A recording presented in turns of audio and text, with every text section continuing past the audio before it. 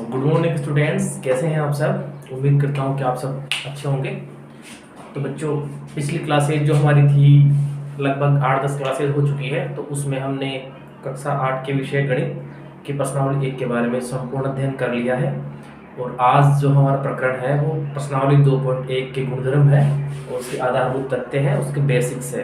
पहले हम प्रश्नावली 2.1 से पहले आपको समीकरणों के बारे में, व्यंजक के बारे में आधारभूत तथ्य समझाएंगे और उसके बाद में हम प्रश्नावली को शुरू करेंगे। और बच्चों, क्लास लेने में थोड़ी देरियां हो रही हैं, कभी ले पाता हूं कभी नहीं ले पाता हूं, क्योंकि अभी थोड़ा तबीयत खराब चल रहा है, तो आप समझ सकते हो। तो बच्चों, प्रश्नावली का नाम जो है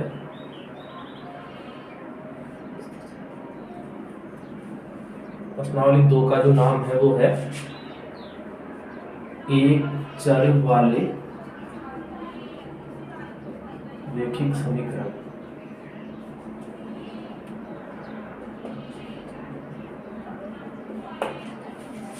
प्रश्नावली जो 2 है उसमें हम एक चर वाले रैखिक समीकरण के बारे में जानकारियां प्राप्त करेंगे। उससे पहले हम प्रश्नावली 2.1 के जो भी आधारभूत तथ्य हैं, गुणधर्म है, उदाहरण, उनके बारे में जानकारी लेंगे।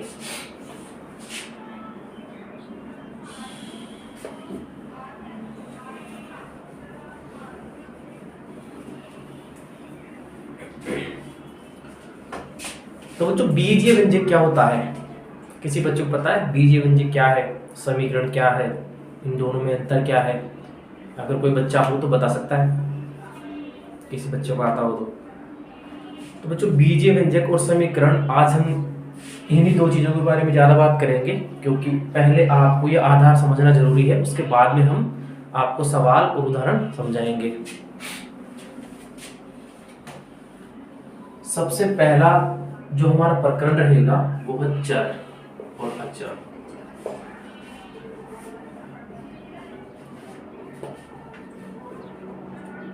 चर एवं अचर।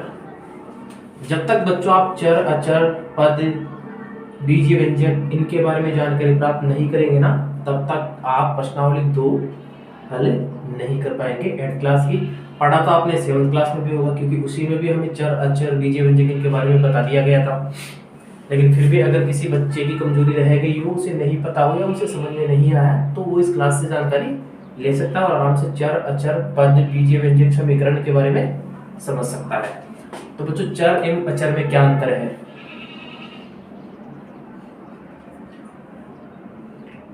बच्चों, चर का क्या होता है? कोई निश्चित मान,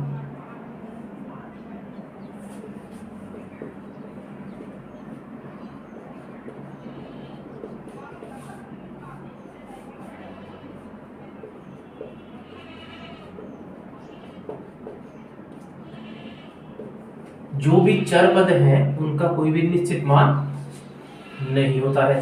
अभी बताऊंगा कैसे नहीं होता है। और जो अचर पद है उनका निश्चित मान होता है।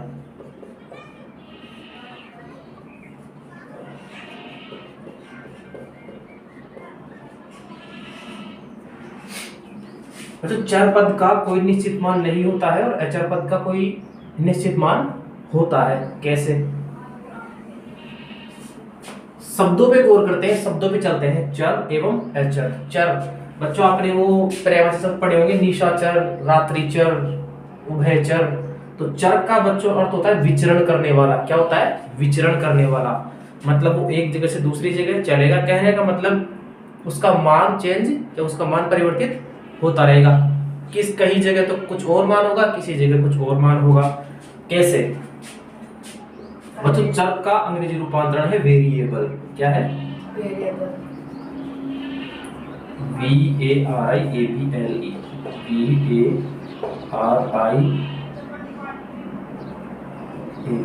वेरिएबल।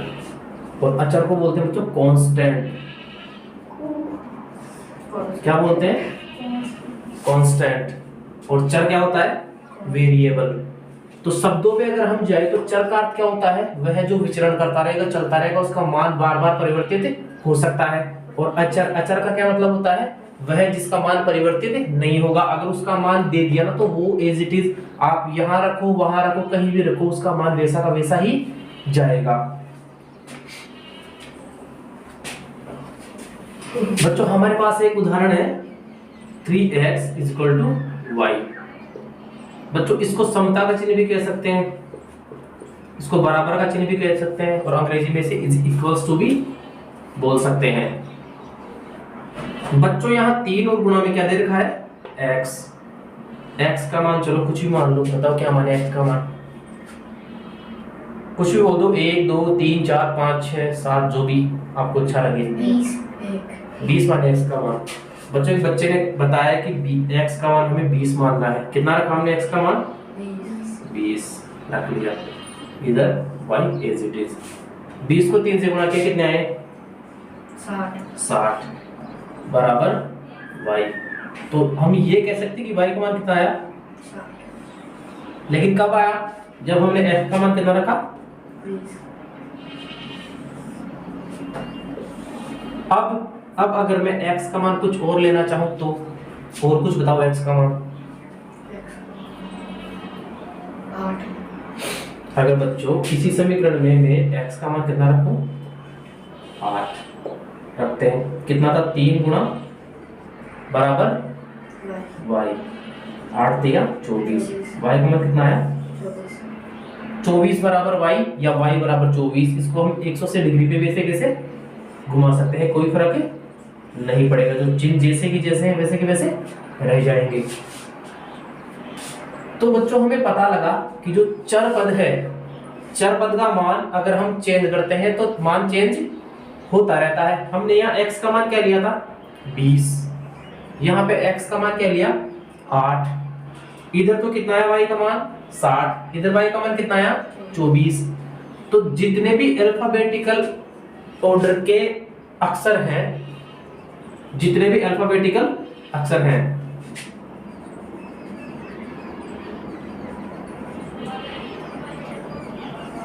अल्फाबेटिकल मतलब हमारे पास अंग्रेजी वर्णमाला के जितने भी अक्षर हैं ए से लेकर जेड तक, हमारे पास अंग्रेजी वर्णमाला के जितने भी अक्षर हैं ए से लेकर जेड तक, तो वो क्या कहलाएंगे चरपद कहलाएंगे। क्यों? क्योंकि अगर x का मान मैं 1 रखूंगा तो भी समीकरण अलग बनेगा, x का मान 2 रखूंगा तो अलग समीकरण बनेगा, x का मान 3 रखूंगा तो अलग समीकरण बनेगा। इधर अगर मैं y भी ले लूं तो y का मान मैं अलग रखूं तो अलग समीकरण बनेगा, y का मान मैं कुछ और ले लूं तो फिर उससे भी कुछ अलग समीकरण बनेगा, हमेशा एक जैसा समीकरण नहीं होगा।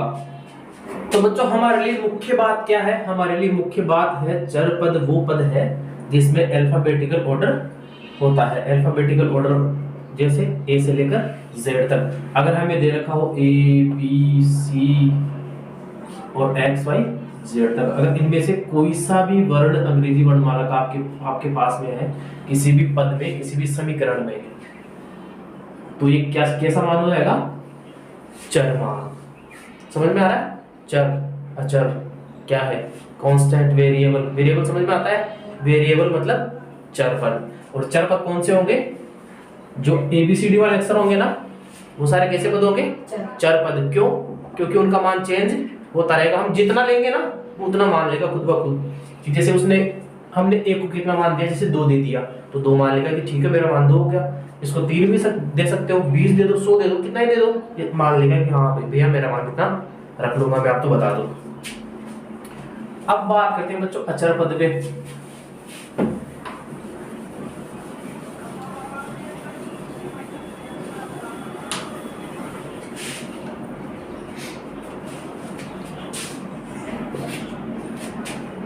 अचर पद बच्चों वो होता है जिसका मान कांस्टेंट रहता है, परिवर्तित नहीं होता है एज इट इज। आप धरती पे ले जाओ, पाताल में ले जाओ, आसमान में ले जाओ, कैसा रहेगा हमेशा एज इट इज। जो मान जितना दे दिया था ना उतना ही हमेशा रहेगा। हमारे पास जो गिनती है ना, गिनती के जितने भी अक्षर हैं,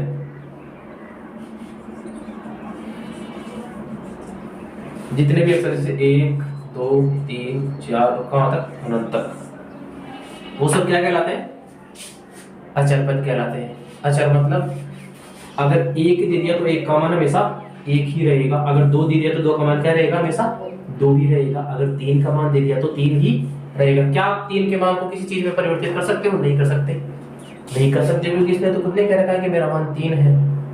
आपके पास 3 चॉकलेट है तो वो 3 ही रहेगी जब तक आप उसमें परिवर्तन नहीं करोगे। अगर आपने एक ऐड की तो आपको एक ऐड करने के बाद कितनी मिलेगी, 4 चॉकलेट मिलेगी, एक और ऐड की तो कितनी मिलेगी, 5 चॉकलेट मिलेगी।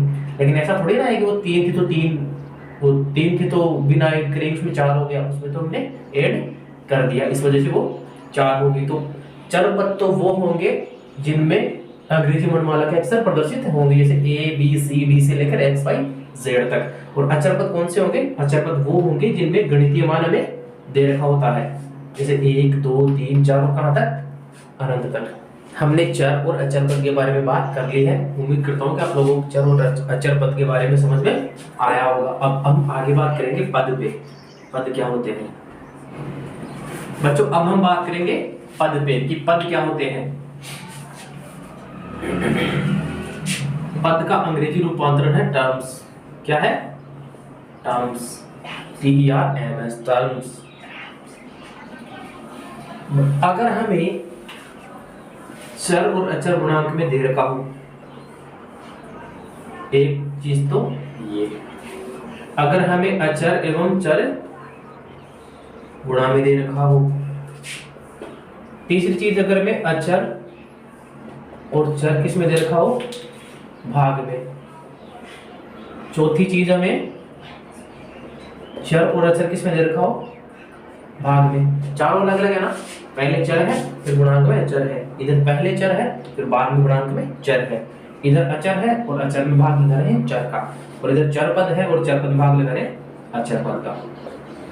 उदाहरण के तौर पर मैं आपको बताऊं तो चर और अचर, चर आपको पता है ही, चर वो पद होंगे जिनका मान हम परिवर्तित कर सकते हैं, जैसे ए बी सी डी वाले जो भी अक्षर हैं एक्स वाई जेड तक। और अचर पद वो पद हैं जिनमें हम मान चेंज नहीं कर सकते, इसमें गणितीय मान होते हैं जैसे 1 2 3 4 5 6 अनंत तक। ठीक बच्चों, तो चर एवं अचर, चर पद लेना है तो चर पद कौन सा यहाँ मान लो, जो एक्स मान लेते हैं बच्चों, यहाँ एक्स मान लिया और गुणा किससे, अचर पद से, 12 से गुणा कर दिया, कितना आ गया 12x।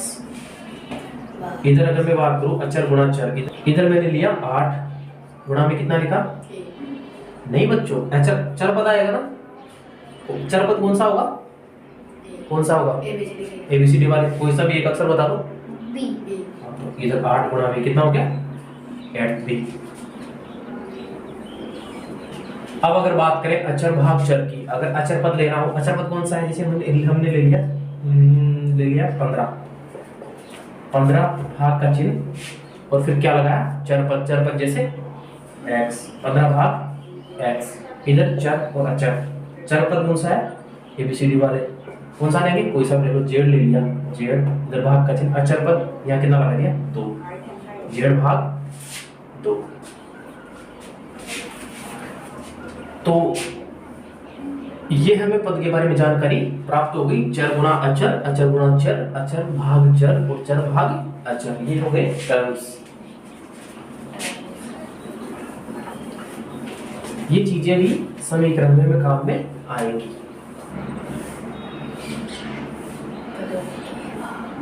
अब है बच्चों पदों के भाग।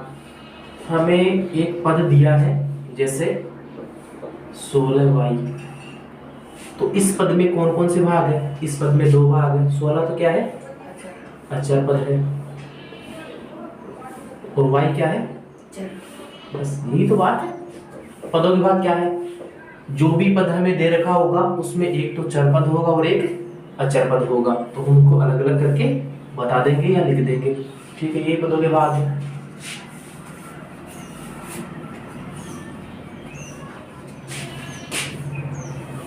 अब हम बात करते हैं बीजीय व्यंजक पे कि बीजीय व्यंजक क्या होते हैं या बीजीय व्यंजक किसे कहते हैं। बच्चों अगर पदों को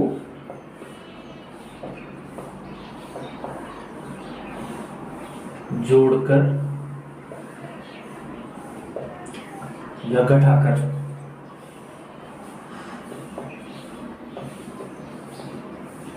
अगर पदों को जोड़कर या घटाकर लिखते हैं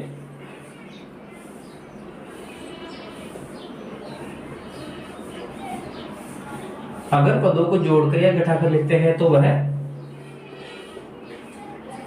बीजीय व्यंजक कहलाएगा।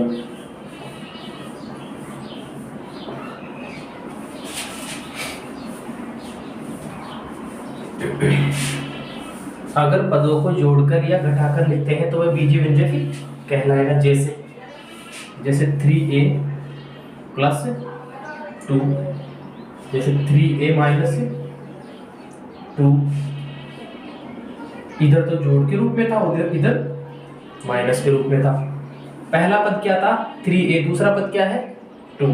तो पहले पद में चर और अचर पद एक साथ हैं, पहले पद में अचर और चर पद एक साथ हैं और दूसरे पद में केवल अचर पद है। ठीक है, तो अगर इस रूप में हमें दे रखा हो तो उसको हम क्या बोल देंगे, बीजीय व्यंजक। अगर इस रूप में हमें दे रखा हो तो उसे क्या बोलेंगे, बीजीय व्यंजक। ये हमें पद ही तो दे रखे हैं, अगर पद हमें इस रूप में दे प्लस में या माइनस में, जिसमें चर और अचर पद हो, तो उसको हम क्या कहेंगे, बीजीय व्यंजक। सीधा सीधा अगर हमें अचर पद ही दे देगा तो वहां बीजीय व्यंजक नहीं माना जाएगा। अगर चर पद साथ में है तभी वहां बीजीय व्यंजक माना जाएगा। जैसे 3a प्लस 2, 3a माइनस 2। इसके अलावा आपके पास वो द्विघातीय या त्रिघातीय भी हो सकते हैं, जैसे 2x square plus 6x minus 7। ये क्या है, ये भी एक बीजीय व्यंजक है। स्क्रीनशॉट ले लो बच्चों।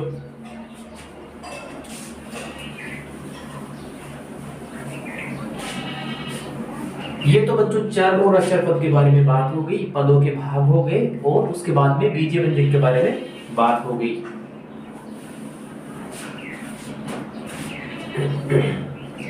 अब बच्चों बात करते हैं पदों के प्रकार के बारे में। पदों के प्रकार, पदों के प्रकार हैं जैसे एक पदीय, नाम से ही परिभाषित हो रहा है जिसमें एक पद होगा। द्विपद, दूसरा प्रकार है बच्चों द्विपदीय, तीसरा प्रकार है त्रिपदीय और चौथा प्रकार है बहुपदीय। एक पदीय मतलब जिसमें एक पद हो, द्विपदीय मतलब जिसमें दो पद हो, त्रिपदीय मतलब जिसमें तीन पद हो, और बहुपद। सॉरी बच्चों, मैंने यहाँ पे गलत लिख दिया था। और बहुपद में बच्चों तीनों प्रकार के पद होंगे, एक पदीय, द्विपदीय और त्रिपदीय। जैसे 5a, 2b, 3c, उसके बाद जैसे 7a square, 8b square, 10z square. तो बच्चों ये तो एक पदीय होंगे। एक पद में क्या होगा, सिर्फ एक ही पद होगा। जैसे 5a, 2b, 3c, 7a square, 8b square, 10z square, ये सारे के सारे व्यंजक क्या है, एक पदीय है। अगर द्विपदीय की बात करें तो जहां दो पद हो, दो पद में जैसे 7a plus 2b, 3d plus 8c,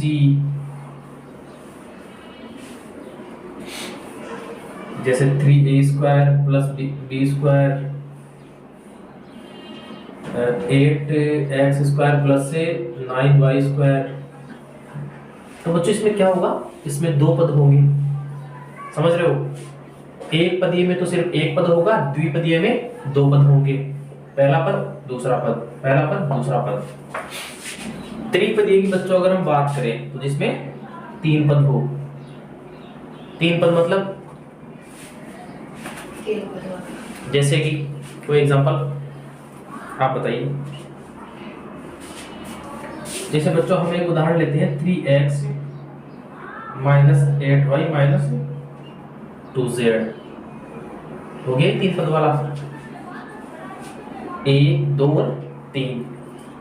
plus और माइनस का चिन्ह जहां लगे हुए हैं ना, तो प्लस के या माइनस के पहले और बाद में दोनों अलग अलग पद होंगे। जैसे प्लस का चिन्ह है, प्लस के चिन्ह से पहले अलग पद है और प्लस के चिन्ह के बाद में अलग पद है। जैसे इधर भी प्लस ही है, तो प्लस के पहले अलग पद है और प्लस के बाद में अलग पद है। यहाँ आप माइनस भी कर सकते हैं। जैसे एक और उदाहरण में 3a माइनस 4c, तो ये भी क्या है, द्विपदीय है। त्रिपदीय में क्या होगा, 3 पद होंगे, 3x minus 8y minus 2z, पहला पद, दूसरा पद और तीसरा पद। ठीक है। अगर बात करूं मैं बहुपदीय की, तो बहुपदीय में क्या होगा, बहुपदीय में सारे प्रकार के आएंगे। ये जो तीनों प्रकार के हैं ना, वो बहुपदीय में आएंगे। एग्जांपल देखते हैं, जैसे 4x 6b square 9d minus cube. Cube का मतलब ये घन है। इधर घातांक में अगर 3 हो तो उसको हम क्यूब बोलते हैं, और क्यूब का अर्थ होता है घन।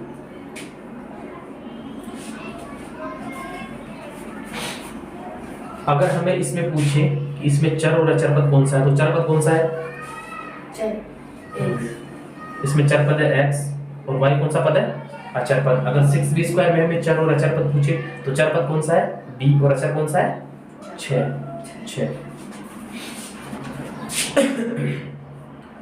बच्चों तबीयत खराब है, इस वजह से हंसी भी नहीं आ रही।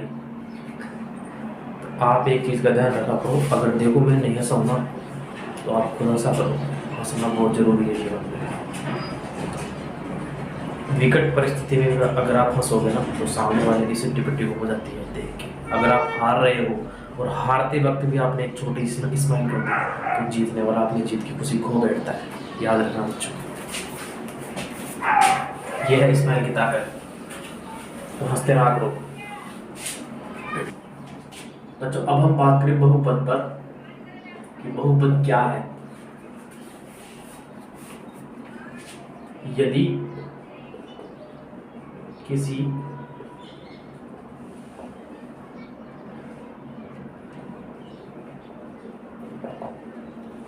चर की घातांक पूर्ण संख्या में हो तो वह बहुपद कहलाता है। यदि किसी चर की घातांक पूर्ण संख्या में हो तो वह बहुपद कहलाता है। उदाहरण जैसे हम लेते हैं, यहाँ पे उदाहरण हमने लिया बच्चों,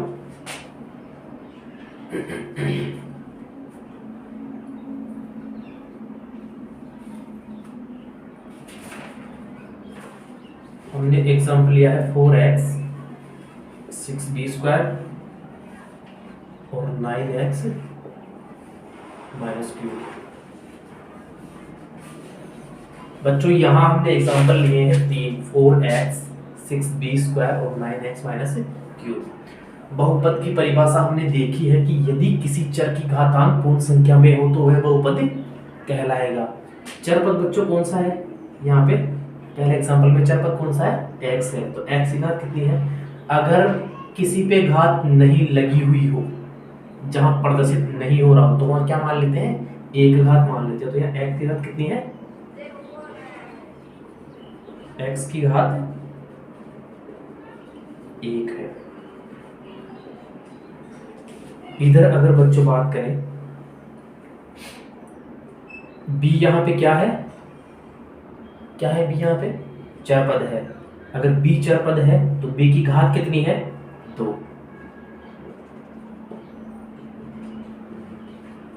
ध्यान रखना ना बच्चों, b की घात 2। इधर चर पद कौन सा बच्चों, x है। तो x की घात कितनी है, माइनस, x की घात माइनस 3। हमें इनमें से पता लगाना है कि कौन सा बहुपद वास्तव में बहुपद है और कौन सा बहुपद वास्तव में बहुपद नहीं है। परिभाषा को अगर हमने अच्छे से पढ़ा हो तो हम ध्यान लगा पाएंगे इस चीज पे कि कौन सा तो बहुपद कहलाएगा और कौन सा बहुपद नहीं कहलाएगा। चर की घातांक किस में होनी चाहिए, पूर्ण संख्या में। बच्चों क्या आपको पूर्ण संख्या के बारे में नॉलेज है? अगर नॉलेज नहीं है तो पिछली वाली क्लास देख लेना, जो भी मैंने जहाँ पे फर्स्ट जो क्लास थी अपनी परिमेय संख्या पूर्ण संख्याओं के बारे में, तो वहाँ पूर्ण संख्याओं के बारे में मैंने आपको बताया था वे संख्याएं जो 0 से शुरू होती है। कहाँ से, 0 से स्टार्ट होती है और कहाँ तक जाती है, अनंत तक। सारी संख्याएं कैसी होती है?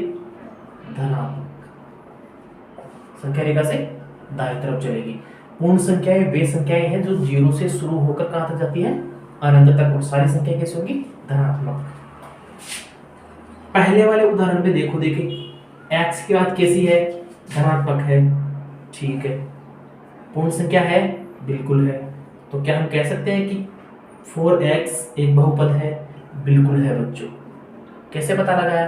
पहली बात तो ये पूर्ण संख्या है, दूसरी बात ये धनात्मक में है। अगर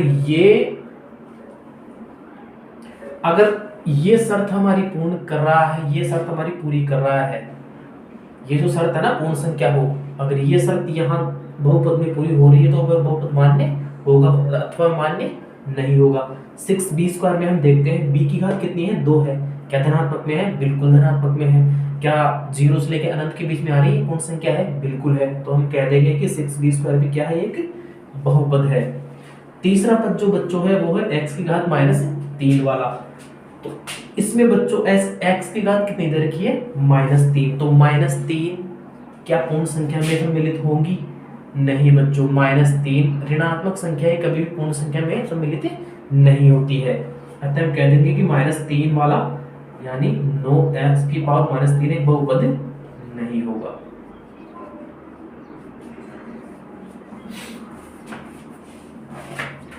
स्क्रीनशॉट ले लो बच्चों।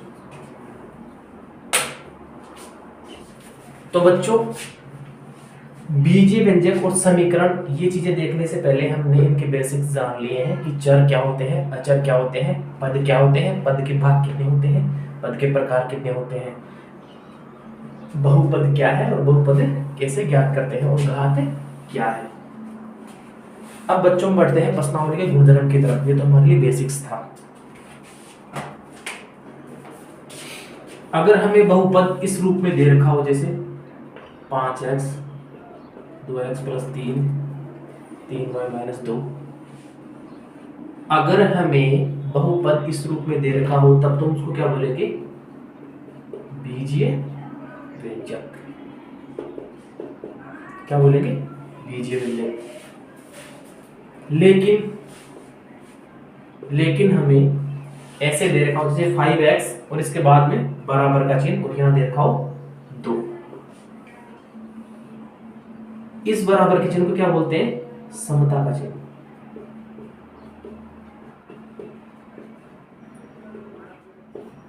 इस बराबर के चिन्ह को क्या बोलते हैं? समता का चिन्ह या बराबर का चिन्ह। अगर हमें बीजीय व्यंजक में बराबर का चिन्ह दे रखा हो तो वह क्या कहलाएगी? समीकरण कहलाएगी।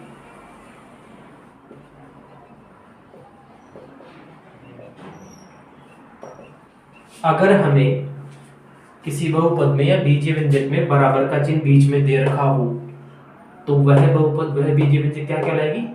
समीकरण कहलाएगी। इधर भी जैसे हम देखें उदाहरण 2x + 3 = -5, तो ये भी क्या कहलाएगी? समीकरण कहलाएगी। ध्यान रखना है बच्चों, अगर बराबर का चिन्ह है, अगर बराबर का चिन्ह है किसी भी बीजीय व्यंजक में बहुपद में बराबर का चिन्ह अगर हमें दे रखा हो तो उसको क्या मान लेंगे? समीकरण मान लेंगे। समीकरण क्यों मानेंगे? क्योंकि यहाँ पे कौन सा चिन्ह है? समता का चिन्ह। समता का अर्थ होता है बराबर करना, बराबर करना। अब बच्चों साथ ही एक चीज और समझ लो, बराबर के बाईं तरफ जितने भी पद हैं तो वो तो क्या कहलाएंगे? LHS left hand side. Left hand side माने बायां पक्ष। बराबर के बाईं तरफ लेफ्ट, बराबर के बाईं तरफ जितने भी पद होंगे तो वो क्या कहलाएंगे? LHS यानी लेफ्ट हैंड साइड माने बायां पक्ष। बराबर के दूसरी तरफ यानी कि बराबर के दाईं तरफ जितने भी पद होंगे, जितने भी संख्याएं होंगी वो क्या कहलाएंगी? RHS मतलब राइट हैंड साइड।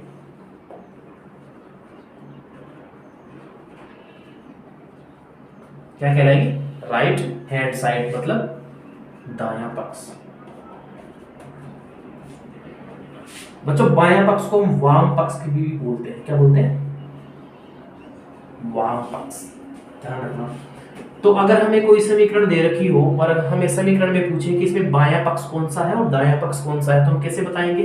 अगर बराबर के बाईं तरफ जितने भी पद होंगे तो किस पक्ष में आएंगे? बाएं पक्ष में। और बराबर के दाईं तरफ जितने भी पद होंगे वो किस में आएंगे? दाएं पक्ष में। तो बच्चों ये भी आपको ध्यान रखना है।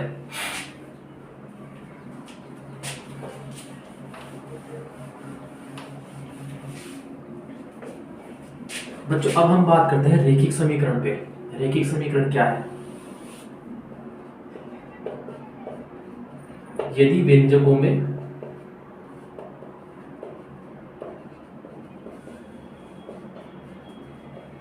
चर की अधिकतम घात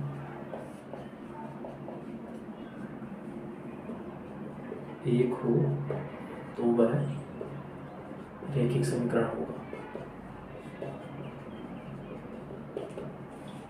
यदि व्यंजकों में चर की अधिकतम घात एक हो तो वह रैखिक समीकरण होगा। यदि व्यंजकों में चर की घात अधिकतम एक हो, कितनी हो? अधिकतम एक हो तो वह रैखिक समीकरण होगा। उदाहरण देखते हैं बच्चों, जैसे हमारे पास उदाहरण है 4x। हमारे पास एक उदाहरण है 4x। तो यहाँ बच्चों x की घात कितनी है? x क्या है? चर पद। जितने भी अल्फाबेटिकल डिजिट्स होंगे, अक्षर होंगे, वो क्या कहलाएंगे? चर पद। तो x यहाँ चर पद है और चर पद की घात कितनी है? 1। अतः इसको क्या कह सकते हैं? ये एक रैखिक समीकरण है। दूसरा एग्जांपल है बच्चों, जैसे 2x + 1। दूसरा एग्जांपल है बच्चों 2x + 1। तो क्या ये एक रैखिक समीकरण होगा? होगा, क्योंकि यहाँ x क्या है? चर पद और चर पद की घात कितनी है? 1 है। तीसरा उदाहरण अगर हम ले 12 - 5 × z, क्या ये एक रैखिक समीकरण होगा बच्चों? बिल्कुल होगा, क्योंकि यहाँ पे z दे रखा है और z की अधिकतम घात कितनी है? 1 घात है। इसलिए कह सकते हैं कि 12 - 5z भी एक रैखिक समीकरण होगा। रैखिक समीकरण क्या होता है बच्चों? यदि व्यंजकों में चर की अधिकतम घात 1 हो। व्यंजक क्या है? यही तो है व्यंजक, ये बहुपदी तो है सारे के सारे। व्यंजकों को ही तो बहुपद के रूप में बता सकते हैं हम। यदि व्यंजक या बहुपद में चर की घात अधिकतम 1 हो, कितनी हो? अधिकतम 1। अगर 2 हो जाएगी, 2 हो गई, 3 हो गई, 4 हो गई घात का मान, तो क्या होगा? वो रैखिक समीकरण होगा या नहीं होगा? वह रैखिक समीकरण नहीं होगा।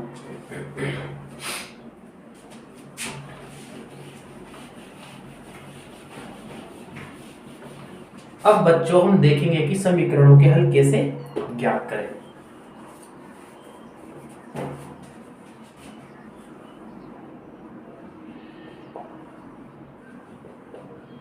समीकरणों के हल ज्ञात करें।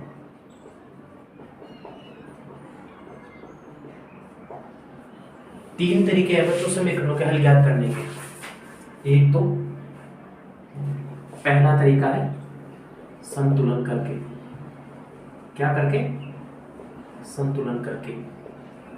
बायां पक्ष और दायां पक्ष दोनों पक्षों में क्या करेंगे? समीकरण को संतुलित कर देंगे और संतुलित करके उत्तर निकाल लेंगे। जैसे हम एग्जांपल लेते हैं एक 2a -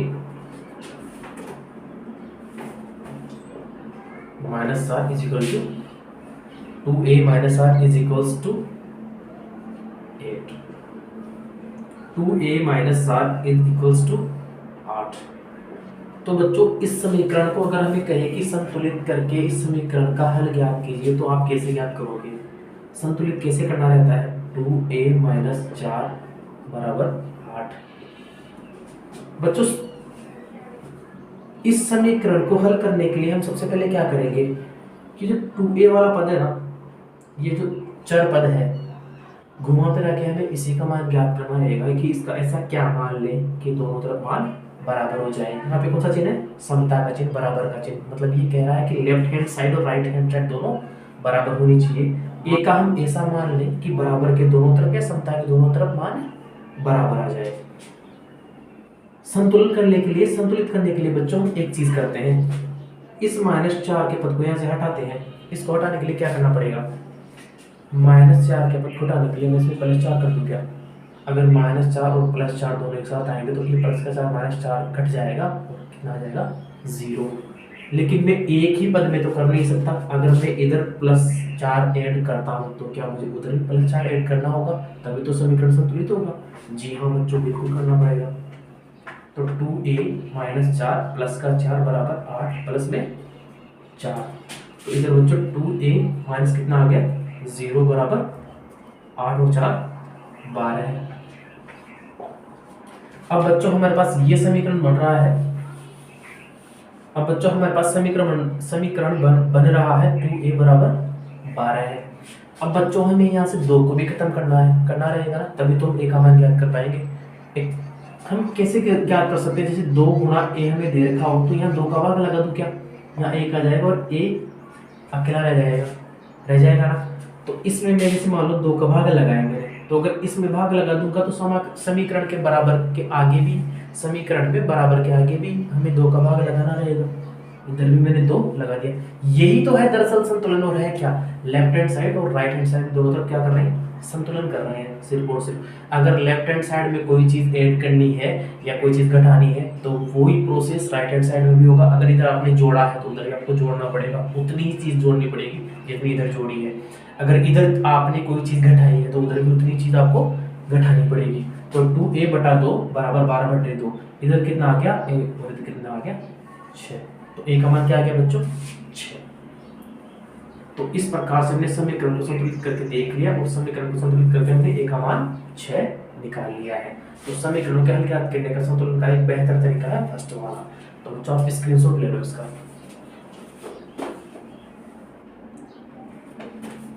दूसरा तरीका है बच्चों हमारे पास पक्षांतरण करके। क्या करके, पक्षांतरण मतलब पक्ष का अंतरण करके। मान लो कहीं पे लड़ाई हो रही थी और मेरे जैसा आदमी वहां पे गया। अब मान लो मेरे को लड़ाई करवाने में मजा आता है, किसी के बीच में मेरे को लड़ाई करवाने में मजा आता है, तो मैं क्या करूंगा, पहले तो मैं इस पक्ष के पास जाऊंगा, इस पक्ष के पास जाके और उस पक्ष की बुराई कर दूंगा कि भाई साहब वो आपके लिए ऐसे ऐसे कह रहा है। फिर मैं उस पक्ष के पास चला जाऊंगा और फिर उस पक्ष के पास जाके उसकी बुराई कर दूंगा। तो ये मेरे लिए क्या हो गया, पक्षांतरण। मतलब मैं दोनों तरफ से किसी का नहीं रहा, मैं कभी उधर कभी इधर। बीच में कौन सा चिन्ह था, समता का चिन्ह। इस समता के चिन्ह के लिए मैं कभी उधर जाने लगा कभी इधर जाने लगा। एक तरीका तो ये है। दूसरा तरीका इसमें ये है कि मैं एक अच्छा बंदा हूँ और 2 पक्षों में हो रही है लड़ाई, तो मैं क्या करूंगा, मैं बीच में समता का चिन्ह बन के जाऊंगा। क्या बन के जाऊंगा, समता का चिन्ह।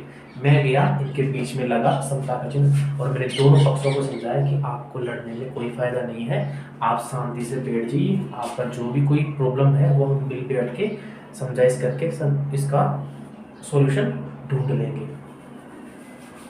तो बच्चों पक्षांतरण करके भी हम किसी समीकरण का हल ज्ञात कर सकते हैं। उदाहरण लेते हैं बच्चों हम, जैसे 2x प्लस 9y बराबर, उदाहरण लेते हैं बच्चों हम 2x प्लस 9 बराबर 4। इस उदाहरण को मैं पक्षांतरण विधि से हल करना है। तो पक्षांतरण कैसे करेंगे, अगर हमारे पास कोई संख्या इस प्रकार से दे रखी हो और हमें कह रखा हो कि पक्षांतरण विधि से आप इसका हल ज्ञात कीजिए, तो हम कैसे ज्ञात करेंगे। पक्षांतरण का अर्थ क्या होता है बच्चों, लेफ्ट हैंड साइड में वो तो चीज हमें हमेशा पकड़ के रखनी है जिसका हमें मान ज्ञात करना है। यहाँ 2 है गुणा में x के, x यहाँ पे चर पद है, चर पद का हमें मान ज्ञात करना रहेगा। हमेशा हम चर पद का ही मान ज्ञात करेंगे। चर पद का अगर हम मान ज्ञात करते हैं तो क्या होगा, x को हमें पकड़ के रखना रहेगा, बाकी सारी चीजों को धीरे धीरे करके दूसरी पक्ष की तरफ ले जाना रहेगा। तो हम कैसे ले जाएंगे, इधर बच्चों में 2x को पकड़ा पहले, इधर प्लस का 9 था, उधर 4 था, तो इधर जो प्लस का 9 है अगर हम बराबर के या समता के चिन्ह के दूसरी तरफ या दाएं पक्ष में ले जाएंगे तो इधर प्लस का चिन्ह तो इधर किस में आ जाएगा, माइनस में। तो 2x बराबर 4 माइनस 9 कितना हो गया, माइनस के 5। फिर इधर x का मान, मुझे सिर्फ x का मान ज्ञात करना है। यहाँ पे 2 गुणांक पे लगा हुआ है, अगर दूसरी तरफ पक्षांतरण करके लेके जाएंगे तो गुणांक वाला किस में जाएगा, भाग में। तो 2 किस में लग जाएगा, भाग में जाकर। तो x का मान कितना हो जाएगा, -5/2। अब बच्चों पक्षांतरण करने पर चिन्हों का परिवर्तन कैसे होता है, पक्षांतरण करने पर चिन्ह परिवर्तित कैसे करें।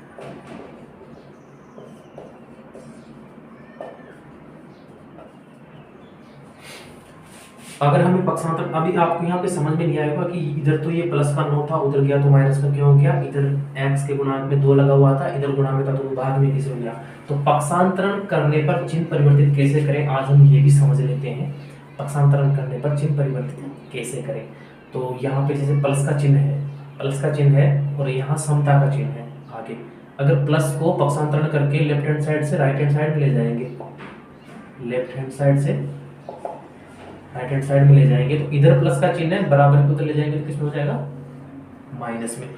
अब इधर प्लस की कोई सी भी संख्या हो, 1 2 3 4 अनंत तक प्लस की कितनी संख्याएं हो, अगर उधर ले जाऊंगा तो माइनस में हो जाएगी। अगर मान लो इधर प्लस के 2 थे, उधर ले गया तो किसमें हो गए, माइनस के 2 में।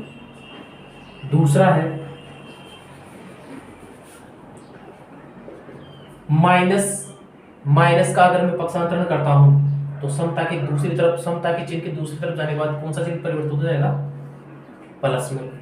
इसी प्रकार अगर मैं गुणा के चिन्ह को समता के उधर ले जाने की कोशिश करता हूं दाएं पक्ष में, तो गुणा का चिन्ह उधर जाके किसमें परिवर्तित हो जाएगा, भाग में। और अगर मैं भाग के चिन्ह को समता के उधर ले जाने की कोशिश करूंगा तो किसमें परिवर्तित हो जाएगा, गुणा में। तो इस प्रकार अगर हमारे पास कोई संख्याएं हैं, पक्षांतरण करने से पहले अगर संख्या प्लस में है तो पक्षांतरण करने के बाद में माइनस में हो जाएगी। पक्षांतरण करने से पहले संख्या में माइनस का चिन्ह लगा हुआ है तो उधर प्लस का हो जाएगा, इधर गुणा में लगा हुआ है चिन्ह तो उधर जाके भाग में हो जाएगा, इधर भाग में चिन्ह लगा हुआ था उधर गुणा में हो जाएगा। इस प्रकार हम पक्षांतरण विधि से भी किसी भी समीकरण का हल ज्ञात कर सकते हैं। तो बच्चों ये हमारे पास सवाल था 2x + 9 = 0, यानी समता का चिन्ह बराबर, समता का चिन्ह 0। 2x समता 4 - 9, -9 क्यों आया, क्योंकि आपको पता था ये प्लस का 9 था पहले, पक्षांतरण से पहले, उधर पक्षांतरण किया तो किसमें जाएगा, ये माइनस में चला जाएगा, इसलिए तो मैंने माइनस का 9 लिखा है यहाँ पे। फिर 2x = -5। अब मान तो हमें सिर्फ x का ही तो ज्ञात करना है, चार पद का ही तो मान ज्ञात करना है, तो 2 इधर किस में लगा हुआ है, गुणा में, उधर जाके किस में हो जाएगा, भाग में। बटा का चिन्ह भाग को ही तो प्रदर्शित करता है, तो -5/2। इस प्रकार x का मान कितना आ गया, x = -5/2। तो बच्चों आज के लिए इतना ही काफ़ी है, अगली बात हम नेक्स्ट क्लास में करेंगे और प्रश्नावली 2.1 की शुरुआत करेंगे। तो बच्चों आप ये चीज़ें याद करके आना कि चर पद क्या होते हैं, अचर पद क्या होते हैं, बीजीय व्यंजक क्या है, पदों के प्रकार क्या है, बहुपद क्या है, समीकरण क्या है। तो बच्चों ये सारी चीज़ें अगर आप याद करोगे ना, तो इनको याद करने से आपको इस प्रश्नावली को समझने में बहुत ही आसानी होगी, बहुत इजी प्रश्नावली है, इससे इजी कोई प्रश्नावली ही नहीं है। तो बच्चों चैनल पे रेगुलर बने रहना, चैनल का नाम है BD मैथ्स पॉइंट। बच्चों यूट्यूब पे ये चैनल है, इंस्टाग्राम पे भी इसी नाम से है और टेलीग्राम पे भी इसी नाम से है। धीरे धीरे बच्चों में आप इन सब वीडियो के PDF भी उपलब्ध करवा दूंगा, तो आप जाके चैनल को लाइक सब्सक्राइब करें, बेल आइकन को दबाएं ताकि आपको हर एक अपडेट मिलती रहे। थैंक यू बच्चों।